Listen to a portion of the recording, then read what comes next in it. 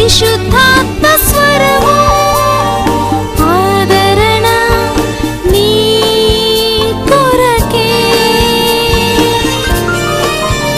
దైవాదరణ నీ కొరకే.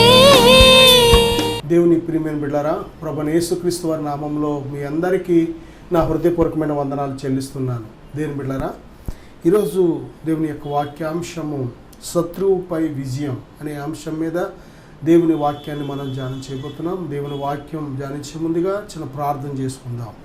పరిశుద్ధుడా, ఘనమైన తండ్రి, ఈ వాక్యాన్ని మీడియా ద్వారా ఆలకిస్తున్న ప్రతి బిడ్డను ఇప్పుడే దర్శించండి ప్రభువా.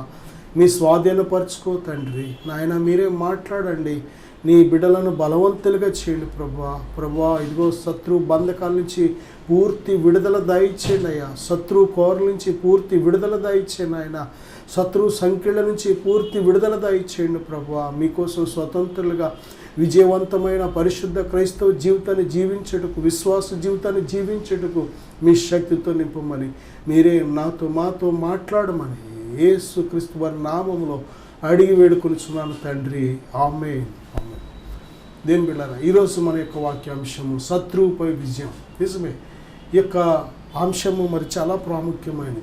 ఈ భూమి మీద మనిషికి దేని బిడ్డలారా శత్రువులు ముగ్గురు ఉన్నారని ప్రత్యేకంగా మనం చూడగలం. ఈ భూమి మీద ప్రతి మనిషికి, నువ్వు ఏ వ్యక్తివైనా, నా సహోదరుడా, ఏ స్థలంలో ఉన్నా, ఏ భాష మాట్లాడినా, నువ్వు ఏ వయసు అయినా, ఏ కలర్ అయినా, దేని బిడ్డలారా నువ్వు ఏ స్థితిలో ఉన్నా సరే, ఆత్మ సంబంధమైన విషయాలకు వచ్చేటప్పటికి ప్రతి మనిషికి ముగ్గురు మేజర్ శత్రువులు ఉన్నట్లు మనం చూస్తున్నాం. దేని బిడ్డలారా, ఈ మేజర్ శత్రువుల వల్లనే మానవుడు మరి పడిపోవడం, చెడిపోవడం, దేవుని మీద తిరుగుబాటు చేయడం, అలాగే దేవునికి అవమానకరంగా ఉండడం అనేది జరుగుతుంది. ఏమాత్రము దేవుని రాజ్యం వెళ్లకుండా నిత్య నరకానికి వెళ్ళిపోతున్నట్లు కూడా మనం చూడగలం. ఎవరు ఈ ముగ్గురు శత్రువులు అంటే, మొట్టమొదటిగా ఆది నుండి కూడా మనం చూసినట్లయితే సాతాను, సర్పము అనే విషయాన్ని మనం గ్రహించాలి. సాతానికి అనేక పేర్లు ఉన్నాయి. సాతాను అని, అపవాది అని, దేని బిడ్డలారా మోసగాడు, శోధకుడు, ఘట సర్పము, అబద్ధికుడు, తంత్రగాడు, అనేక రకాల పేర్లతో వాడు పిలువబడుతున్నాడు. బిడ్డలారా, వాడు ఆది నుంచి కూడా మానవులకు వాడు శత్రువు అని బైబిల్ చెప్తుంది. దేవుని మీద ఎలాగైతే వాడు తిరుగుబాటు చేశాడో, గర్వపడి దేవుని కంటే తన్ను తాను హెచ్చించుకొని ఏ విధముగా దేవుని మీద తిరుగుబాటు చేశాడో, ఈరోజు మనుషుల మీద కూడా వాడు దేని బిడ్డలారా దాడి చేస్తున్నాడు, తిరుగుబాటు చేస్తున్నాడు. దేవునికి మనకు మధ్య ఉన్న ఆ యొక్క చక్కటి గొప్ప సహవాసాన్ని, బంధాన్ని, రిలేషన్ని పాడు చేసేస్తున్నాడు. కనుక ఈ యొక్క శత్రువుల గురించి మనం ఈరోజు ధ్యానం చేయబోతున్నాం. అయితే ముగ్గురు శత్రువులు అన్నాం కదా. అందులో మొదటి శత్రువు సాతాను, రెండవ శత్రువు ఎవరంటే శరీరము. ఎప్పుడైతే సాతాను దేని బిడ్డలారా మంచి చెడ్డల తెలివినిచ్చే వృక్ష ఫలాలు తిననిచ్చాడో, వెంటనే ఆదాములోకి ఏమొచ్చిందంటే మంచి చెడ్డల తెలుగునిచ్చే జ్ఞానం వచ్చింది. కనుక ప్రియ బిడ్డలారా, మంచి చెడు తెలిసింది, కానీ మనిషికి మరి దేనికి మొగ్గు చూపుతున్నాడంటే చెడుకే మొగ్గు చూపుతున్నాడు. ప్రతి మనిషికి ఇది మంచి, ఇది చెడు, ఇది చేయొచ్చు, ఇది చేయకూడదు, ఇది వినొచ్చు, ఇది వినకూడదు, ఇది చూడొచ్చు, ఇది చూడకూడదు, ఇలా వెళ్ళొచ్చు, ఇలా వెళ్ళకూడదు, ఇలా ప్రవర్తించవచ్చు, ఇలా ప్రవర్తించకూడదు అని మంచి చెడు మధ్య వ్యత్యాసం, భేదము తెలుసు మనిషికి, కానీ ఆ మంచి చేయలేకపోతున్నాడు. దేని బిడ్డ కారణం ఏంటంటే అదే శరీర సంబంధమైన మనసు. అందుకే అపోస్తలుడైన పౌలు ఏమంటాడంటే, మేలు చేయవలనని కోరిక నాకు కలదు, కానీ మరి అది చేయుట జరుగుట లేదు.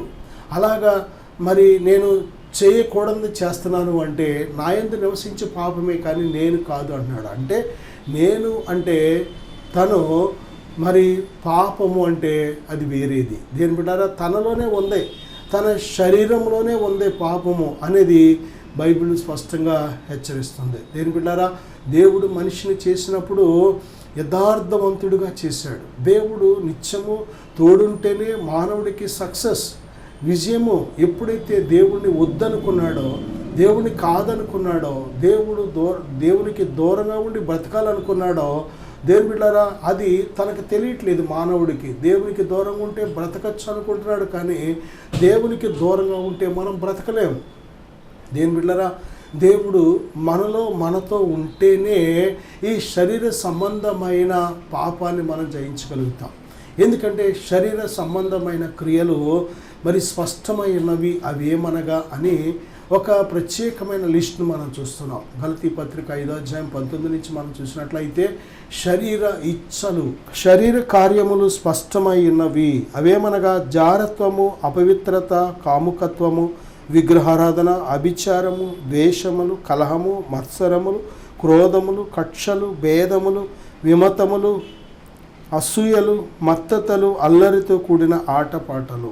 దేని బిడ్డారా, ఈ శరీర సంబంధమైన క్రియలు మనిషికి ఎప్పుడైతే మానవ జీవితంలోకి చొరబడినాయో ప్రియబిడ్డ, ఇక ఏమాత్రము కూడా దేవుని చిత్తాన్ని కానీ నెరవేర్చలేడు మానవుడు.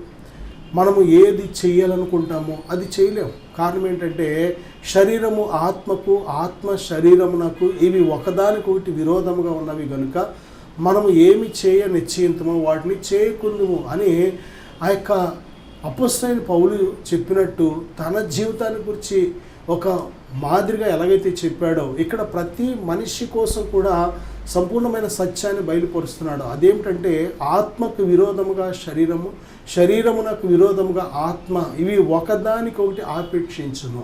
దేని బిడ్డారా, నిజమే. ఈ సమయంలో మనం నేర్చుకోవాల్సిన సత్యం ఏమిటంటే శరీర సంబంధమైన మనసు అనేది ఒకటి ఉంది, అది మనకు శత్రువు. శరీరం మనం ఈ భూమి మీద బ్రతికినంతకాలం, ప్రాణం ఉన్నంతకాలం శరీరం మనతోనే ఉంటుంది. శరీరం ఉన్నంతకాలం శరీర సంబంధమైన మనసు కూడా ఉంటూ ఉంటుంది. అయితే శరీర సంబంధమైన ఈ మనసును, ఈ క్రియలను మనం ఎలా జయించాలి అంటే కేవలము ఆత్మానుసారముగా నడుచుకుని అప్పుడు మీరు శరీరేచ్ఛను నెరవేర్చాలి. సింపుల్. దేవుడు ఆ సీక్రెట్, ఆ యొక్క విజయ రహస్యం చెప్పేశాడు. శరీరాన్ని జయించడానికి చక్కటి విజయ రహస్యం ఏమిటంటే ఆత్మానుసారముగా నడుచుకునడి. దేవుడు మనల్ని అనాథలుగా విడిచిపెట్టలేదు, తన పరిశుద్ధాత్మతో నింపాడు. దేని బిడ్డారా, కనుక పరిశుద్ధాత్మను కలిగి మనము పరిశుద్ధాత్మను నన్ను అనుసరించిన ఆయన అని అనకూడదు. దేని బిడ్డారా, నేను నిన్ను అనుసరిస్తాను ప్రభువా, నీ చిత్తాన్ని నాకు బయలుపరచు, నీ చిత్త ప్రకారం నన్ను నడిపించని మనం అడగాలి. చాలాసార్లు చూడండి, టీవీ రిమోట్ ఉందనుకోండి, ఆ రిమోట్ మన చేతిలో ఉంటే మనకు కావాల్సిన టీవీ ఛానల్ నొక్కుంటూ ఉంటాం. మనము ఎప్పుడు కూడా దేవుణ్ణి అలాగే ఆలోచిస్తూ ఉంటాం. దేవుణ్ణి మన చేతిలో రిమోట్ లాగా మనకు నచ్చింది, మనకి ఇష్టమైంది, మనకు కావలసినప్పుడు ఇలా చేయి ప్రభు, అలా చేయి ప్రభు అని రిమోట్ నొక్కినట్టు నొక్కుతూ ఉంటాం. ఇది అసలు జవాబు తెచ్చే ప్రార్థన కాదు. ఎప్పుడు కూడా దేవుని శక్తివంతమైన ప్రార్థనలో ఒక భాగం ఏమిటంటే దేవుని చిత్త ప్రకారం, దేవుని అనుసరించి ప్రియబిడ్డలారా, ఇది దేవుని చిత్తానుసారమైన ప్రార్థన, దేవుని చిత్తానుసారమైన జీవితం. ఏమిటంటే అది మనము దేవునికి లోబడి ప్రభువా మీ ఆత్మతో నన్ను నడిపించు అని ఆయనకు పూర్తిగా మనం సరెండర్ అవుతున్నప్పుడు, ఆయన పూర్తిగా అనుసరిస్తున్నప్పుడు దేవుని సంపూర్ణ చిత్తం అనేది మన జీవితంలో నెరవేరుతూ ఉంటుంది. కనుక దేని బిడ్డారా, ఈ రెండవ శత్రువు ఎవరంటే శరీర సంబంధమైన మనసు, క్రియలు. ఇక మూడవ శత్రువు ఎవరంటే లోకం. దేని బిడ్డారా, లోకములో ఉన్నాం కానీ లోకస్తులం కాదు. ఈ లోకము అంటే లోక మర్యాదలు ఉంటాయి, లోక ఆచారాలు ఉంటాయి. లోకం ఎప్పుడు కూడా లోక సంబంధమైన వాటి కోసమే బ్రతుకుతుంది, జీవిస్తుంది, మాట్లాడుతుంది, ఎదురు చూస్తుంది, కష్టపడుతుంది, లోకం కోసమే బ్రతుకుతుంది. ఈ లోకస్తులు ఇక లోకం కోసమే బ్రతుకుతారు. తిన్నామా, కట్టుకున్నామా, అనుభవించామా, లేక ఆస్తి సంపాదించుకున్నామా, సిరిని డబ్బుని సంపాదించుకున్నామా, పేరు సంపాదించుకున్నామా, అధికారం సంపాదించుకున్నామా, ఎప్పుడు ఇక లోకస్తులకి అంతే, లోకాన్ని సంపాదించడానికే. కాబట్టి సాతాను కూడా ఈ లోకాన్ని ఒక ఎరగా వేసి ప్రభువైన యేసుక్రీస్తు వారిని శోధించడానికి చూశాడు. ఏమని అంటే ఎత్తైన ఒక పర్వతం మీద తీసుకెళ్ళి ఈ లోక రాజ్యాలు వాటి మహిమను ఆయన చూపించి, నీవు నాకు సాగిలపడి నమస్కరించిన ఎడల వీటన్నిటిని నీకు ఇస్తాను అని. దేని బిడ్డారా, ఇవన్నీ నాకు అప్పగింపబడి ఉన్నవి. ఆడిది కాదు, వాడికి అప్పగించబడిన ఎవరి నుంచి అంటే మనుషుల మీద, మన నుండి. వాడు మోసం చేసి మనల నుంచి దేవుడు మనకిచ్చిన ప్రతి ఈవులను వాడు దొంగిలించాడు. దేని బిడ్డారా, కాబట్టి ఈ లోకంలో ఉన్నాం మనం, కానీ ఈ లోకస్తులం కాదు. ఈ లోక సంబంధమైన విషయాల్లో అందుకే మనం చాలా జాగ్రత్తగా ఉండాలి. అందుకే ప్రభు చెప్తున్నారు, రోమపత్రిక 12వ అధ్యాయం 2వ వచనం మనం చూసినట్లయితే, మీరు ఈ లోక మర్యాదను అనుసరించక ఉత్తమము, అనుకూలము, సంపూర్ణమునైన దేవుని చిత్తమేదో పరీక్షించి తెలుసుకున్నట్లు మారు మనసు పొందండి. మారు మనసు అనేది అందుకే ప్రాథమికమైన పని. మనం చేయవలసిన ప్రాథమికమైన పని ఏమిటంటే మారు మనసు పొందాలి. ఎప్పుడు మారు మనసు వస్తుంది? ప్రభు దగ్గరికి వచ్చి, దేని బిడ్డారా, మన పాపములను మనం ఒప్పుకొని ఎడల ఆయన నమ్మదగిన వాడు కనుక తన రక్తంతో మనల్ని కడిగి మనకు మారు మనసు దయచేస్తున్నాడు. యేసు రక్తం మన ప్రతి పాపాన్ని కడిగినప్పుడు, మన హృదయాన్ని కడిగినప్పుడు మనకు మారు మనసు వస్తుంది. దేని ప్రియమైన బిడ్డారా, నిజమే, ఇది చాలా ఉన్నతమైన విలువైన జీవితం. ఈ జీవితం వ్యర్థమవకుండా ఉండాలంటే, దేని బిడ్డలారా, ఒక అర్థవంతంగా దేవుని చిత్తానుసారంగా సాగాలి అంటే తప్పనిసరిగా మారు మనసు పొందాలి. మారు మనసు లేకపోతే పరలోక రాజ్యం వెళ్ళలేం. అందుకే ప్రభువారు చెప్పారు కదా, పరలోక రాజ్యం సమీపించి ఉన్నది, మారు మనసు పొందండి. పరలోక రాజ్యం వెళ్ళాలి అంటే ఎంట్రన్స్ క్వాలిఫికేషన్ ఏంటో తెలుసా? దేని బిడ్డలారా, మొట్టమొదటిగా మారు మనసు పొందాలి. మనం రక్షణ అంటారు దాన్ని, రక్షణ, నూతన జన్మ, మారు మనసు. దేవుని బిడ్డారా, మరి ఇందులో ఉన్న గొప్ప మర్మం ఏమిటంటే, ఆ రక్షణ, మారు మనసు పొందినప్పుడు దేవుడు తన పరిశుద్ధ ఆత్మతో మనల్ని ముద్రిస్తున్నాడు. ప్రియబిడ్డారా, ఇక మనం అసలైన మన శత్రువుల్లో, ఈ ముగ్గురు శత్రువుల్లో మొదటి శత్రువైన సాతాను గురించి మనం ధ్యానం చేయబోతున్నాం. ప్రియబిడ్డారా, వీడు లోకమందు అంతటా తిరుగుతున్నాడు. అంతేకాదు, వీడి కింద అనేకమైన దురాత్మలు పనిచేస్తున్నాయి. కనుక బైబిల్ చెప్తున్న ఎఫెసీ పత్రికలో మనం పోరాడుచున్నది శరీరులతో కాదు. ఇక్కడ నేర్చుకోవాల్సిన పాఠం ఏమిటంటే, ప్రతి క్రైస్తవుడు, ప్రతి విశ్వాసి యొక్క ఆత్మీయ జీవితంలో జరుగుతున్న పోరాటం, జరుగుతున్న యుద్ధం ఎవరితోనంటే సాతానుతో, వాడి అనుచరులతో జరుగుతుంది. ఇక్కడ ఏ మనిషి మనకు శత్రువు కాదు, శరీరులతో కాదు మన యుద్ధం. దేని బిడ్డారా, శరీరులు అంటే తోటి మనుషులు, ఏ దేశమైనా, ఏ భాష అయినా, దేని బిడ్డారా, వారు మన చుట్టూ ఉన్న ప్రపంచం ఎవ్వరు కూడా మనకు శత్రువులు కాదు. ఈ భూమి మీద అందరికీ సమాన హక్కు ఉంది. ఈ భూమి మీద పుట్టి పెరుగుతున్న ప్రతి మనిషికి ఈ భూమి మీద సంపూర్ణమైన హక్కు ఉంది. దేని బిడ్డారా, కాబట్టి ఈ భూమి మీద పుట్టిన మనుషులమైన మనం అందరం కూడా ఒక్క రీతిగానే నిర్మించబడ్డాం. అందరిలో ఒకటే రక్తం, ఒకటే నిర్మాణం. దేని బిడ్డారా, మరి మానవ జీవితం ఆయుష్కాలం కూడా ఒకటే. ఇందులో ఎక్కువ బతికేవాడు ఎవడో ఉండడం. దేని బిడ్డారా, అలాగని మరి మనుషులందరికీ కూడా ఒకటే బలం. మనుషులందరికీ కూడా ఈ భూమి మీద ఒకటే మరణం. వెళ్ళే దారి కానీ, వచ్చే దారి కానీ అన్నీ సమానంగా దేవుడు పెట్టాడు. ఇక్కడ ఎవరు గొప్పవారు కాదు, ఎవరు తక్కువవారు కాదు, ఎవరు గొప్పవారు కాదు. మనము కేవలము వారికి ఉన్న ధనాన్ని బట్టి, లేకపోతే వారికి ఉన్న అధికారాన్ని బట్టి, లేక వారికి ఉన్న అందచందాలను బట్టి మనం వారిని గొప్పవారిగా, లేకపోతే ప్రత్యేకత కలిగిన వారిగా మనమే వారికి విలువిస్తూ ఉంటాం. కానీ దేవుని దృష్టిలో మనమందరము దేవుని పిల్లలమే. మనందరం కూడా దేవుని కుమారులం, కుమార్తెలం. నా సహోదరుడా, సహోదరి, అయితే ఈ భూమి మీద మనుషులమైన మనందరికీ కూడా, ప్రతి మనిషికి కూడా శత్రువు సాతాను. ఎందుకంటే వాడు శత్రువైన సాతాను, వాడికి సమయం కొంచెమే కనుక ఏం చేస్తున్నాడంటే, ఎవరిని మృంగుదునా అని గర్జించు సింహం వలె తిరుగుతున్నాడు. దేని బిడ్డారా, ఎంతో మందిని వాడు పడగొడుతున్నాడు. భక్తులైన వారిని సైతం పడగొడుతున్నాడు, మోసపరుస్తున్నాడు. నీతిమంతులను పడగొడుతున్నాడు, మోసపరుస్తున్నాడు. అనేక విధాలుగా ఎంతోమందిని వాడు నాశనం చేస్తున్నాడు. వాడి టార్గెట్ ఏమిటంటే, బైబిల్ చెప్తుంది, దొంగతనమును, హత్యను, నాశనమును చేయటకు వచ్చును. కానీ మరి దేనికి వాడు రాడు. వాడి ఉద్దేశం, వాడి టార్గెట్ అంతా కూడా దేని బిడ్డలారా, దొంగతనం, హత్య, నాశనం, ఈ మూడే టార్గెట్ వాడికి. దేని బిడ్డారా, వాడికంటే ఒక స్వభావం ఉంది. ఏంటి ఆ స్వభావం అంటే, అబద్ధం వాడి స్వభావం, మోసం వాడి స్వభావం, శోధించడం వాడి స్వభావం. దేని బిడ్డారా, కృత్రిమాలు కల్పించడం వాడి స్వభావం, అపవిత్రమైన కార్యాలు ప్రేరేపించడం వాడి స్వభావం. వాడు అపవిత్రుడు, అపవిత్రాత్మ అంటూ ఉంటాం. అపవిత్రాత్మను పట్టిన వారు అనే మాట మనం చూస్తున్నాం. అపవిత్రాత్మ కనుక వాడు అపవిత్రుడు కనుక అపవిత్రమైన ఆలోచనలు, అపవిత్రమైన క్రియలు వాడు ప్రేరేపిస్తూ ఉంటాడు. దేని బిడ్డారా, మనుషులకు వాడు పూర్తిగా శత్రువుగా, విరోధిగా ఉన్నట్లు మనం చూస్తున్నాం. ఈ భూమి మీద దేవుడు మనుషులమైన మన పక్షంగా ఉన్నాడు. ఈ సత్యాన్ని మనం మర్చిపోకూడదు.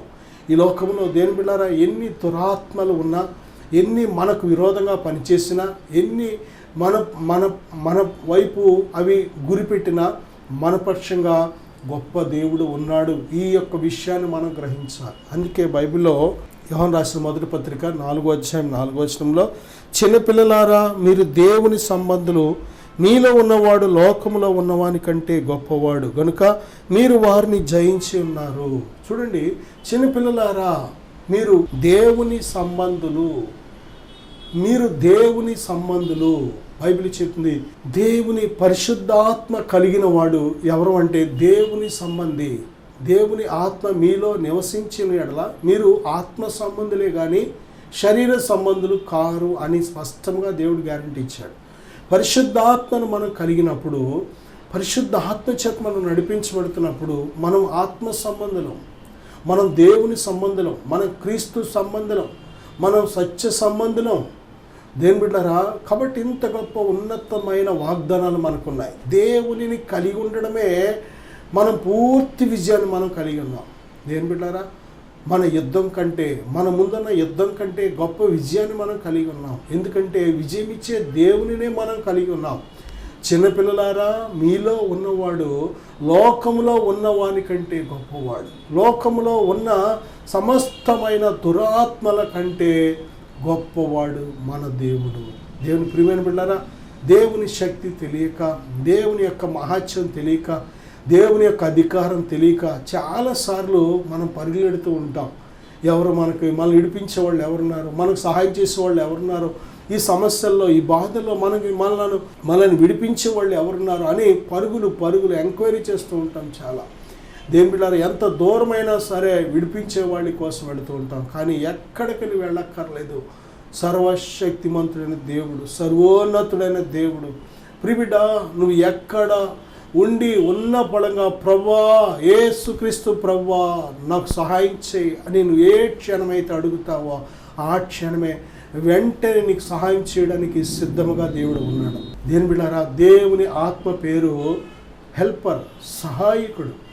మనకు అన్ని విషయాల్లో సహాయకుడిగా ఉండడానికి ఈ లోకానికి ఆయన వచ్చాడు. ప్రియబిడ్డలారా, ఆయన ఆలోచనకర్త, ఆలోచన చెప్పడానికి ఆయన బలవంతుడైన దేవుడు. మనల్ని బలపరచడానికి, మనల్ని బలవంతులుగా చేయడానికి, దత్తపుత్రులుగా పరలోకపు తండ్రికి కుమారులుగా కుమార్తెలుగా స్వీకరిస్తున్నాడు ఆయన. కనుక దేవుని యొక్క సంపూర్ణమైన అధికారంతో దేవుడు మనల్ని నింపుతున్నాడు. పరిశుద్ధాత్మ దేవుడు మనలో నివాసం చేస్తున్నప్పుడు మనం ఎంత శక్తివంతులమో మనం గుర్తించినట్లయితే ప్రియబిడ్డ, అసలు ఏమాత్రము కూడా ఈ యుద్ధ రణరంగంలో నువ్వు భయపడవో.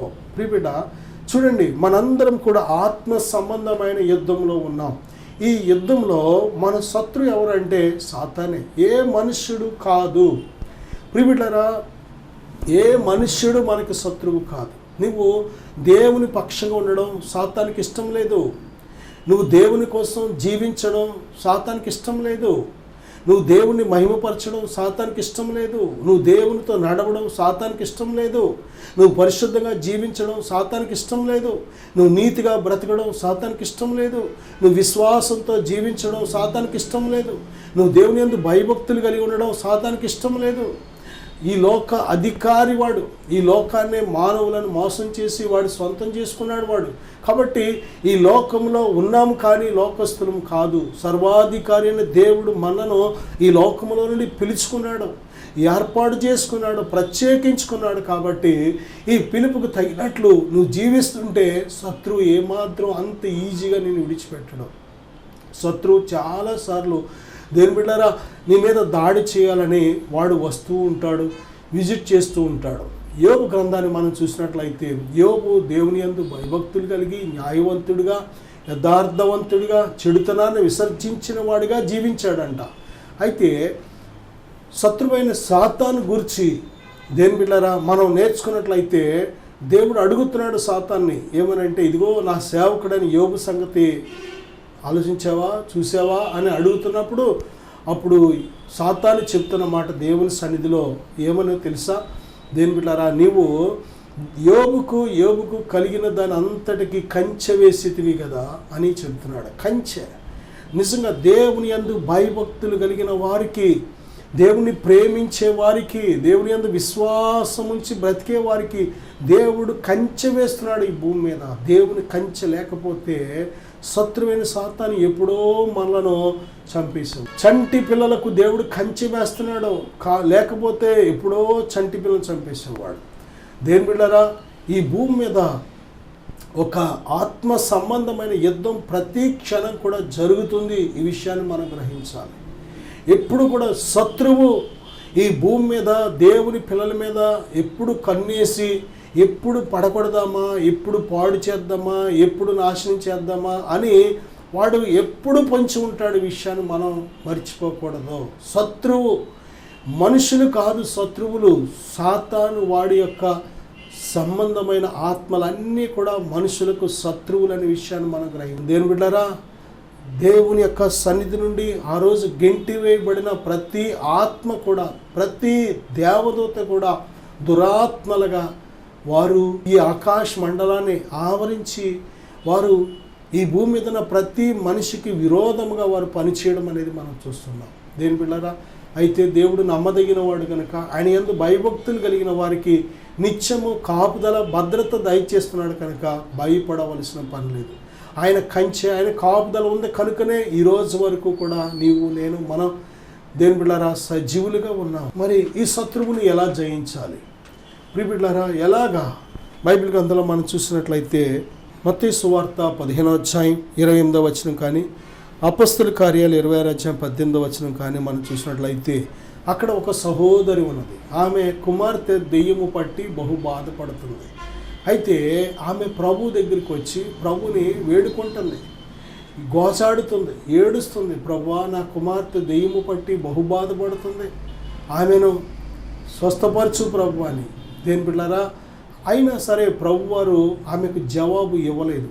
శిష్యులు ప్రభు దగ్గరికి వచ్చి, ప్రభువా, ఆమె మన వెంబడ వచ్చి కేకలు వేస్తుంది కనుక మొదట ఆమెను పంపివేయమని ఆయన వేడుకుంటారు. అయితే ప్రభు చెప్పిన మాట, ఇశ్రాయేలు వంశంలోని నశించిన వారి యొద్దకే కానీ నేను మరి ఎవరి యొద్దకు రాలేదు అని ప్రభు చెప్తారు. ఆవిడ మళ్ళీ ఇంకా గోచాడుతూ ఉంటుంది, ప్రభువా, నా కుమార్తె దెయ్యం పట్టి బహు బాధపడుతుంది, నాకు సహాయం చేయి అని, నా కుమార్తెను బాగు చేయి అని ఆమె ఇంకా ఇంకా అడుగుతూ ఉంటుంది. అడుగుతుంటే అప్పుడు ప్రభు చెప్పిన మాట, పిల్లల రొట్టె తీసుకొని కుక్క పిల్లలకు వేయట యుక్తము కాదు అన్నారు ప్రభు. అనగానే ఆవిడ వెంటనే దానికి జవాబు ఇచ్చిన మాట ఏమిటంటే, అవును ప్రభు, కుక్క పిల్లలు కూడా తమ యజమానుల బల మీద నుండి పడు రొట్టె మొక్కలు తినును కదా అని ఆవిడ జవాబు చెప్పింది. దేని బిడ్డలారా, ఇందులో ఎంత మర్మం ఉంది, ఎంత తగ్గింపు ఉంది. ఆమె ప్రభు దగ్గర ఎంతగా తగ్గించుకుంది చూడండి.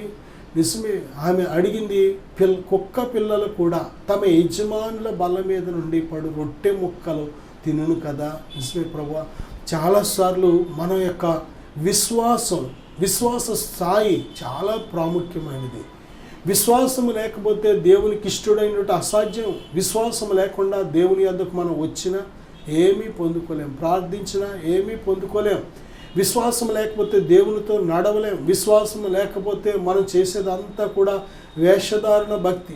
మన ప్రార్థన, మన యొక్క ఉపవాసం, మన ఆరాధన, మన వాక్యం అన్నీ కూడా వేషధారణతో కూడిన ఉంటాయి. ఎందుకంటే విశ్వాసము ద్వారానే ఇవన్నీ సాధ్యం.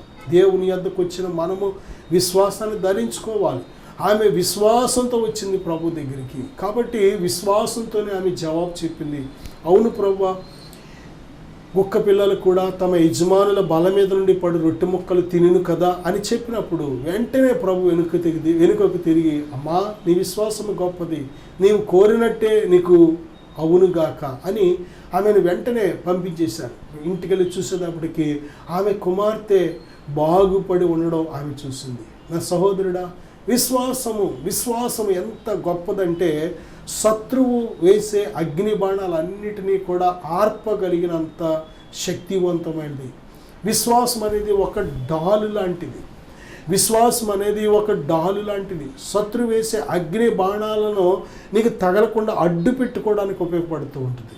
దేని బిడ్డారా, చూడండి, విశ్వాసం ఎలా కలుగుతుంది? విశ్వాసం అంటే దేవుని వాక్యం వినుట వలన విశ్వాసం కలుగుతుంది. దేవుని వాక్యం మనం ఎలా వింటున్నాం? వాక్యం చదువుతున్నాం కానీ దానివల్ల విశ్వాసం కలుగుతుందా? నా సహోదరుడా, సహోదరి, వినుట వల్ల విశ్వాసం కలగాలి. మనలో కలగట్లేదు అంటే వాక్యం శక్తివంతమైనదే, కానీ విశ్వాసం ఎందుకు కలగట్లేదు అంటే హృదయంలో సరైన సిద్ధపాటు లేదు. హృదయంలో ఇంకా బంధకాలు ఉన్నాయి.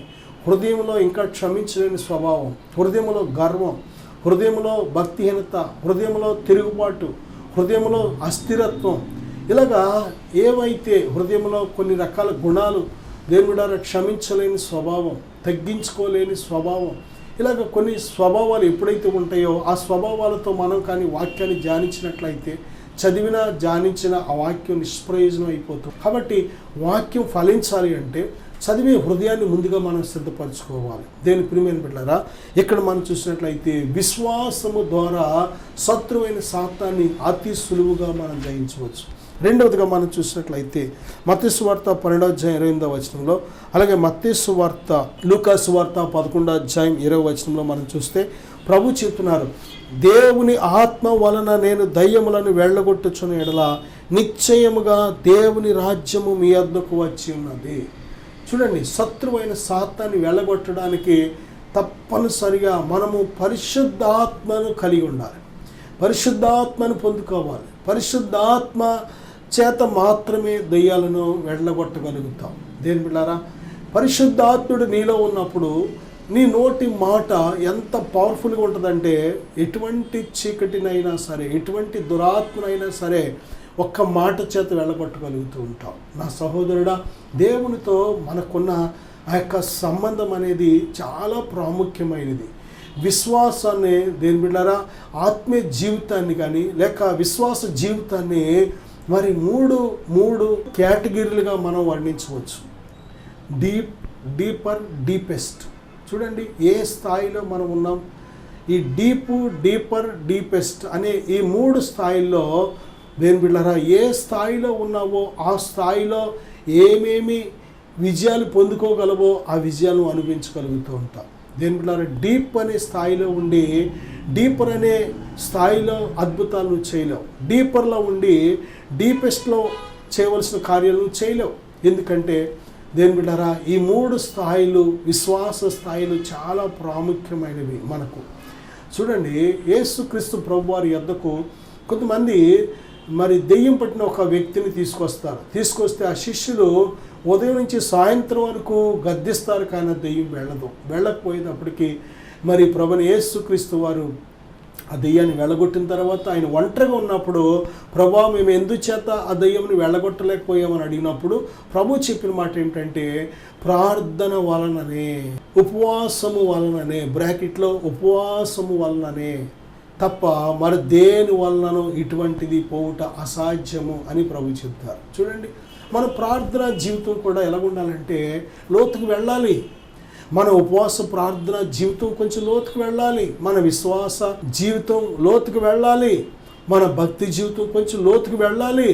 ప్రభువైన యేసుక్రీస్తు వారు సంపూర్ణమైన వాక్యమై ఉన్నాడు. ఆయన జీవితంలో వాక్యము ఏలుబడి చేయలేనిది ఏది లేదు.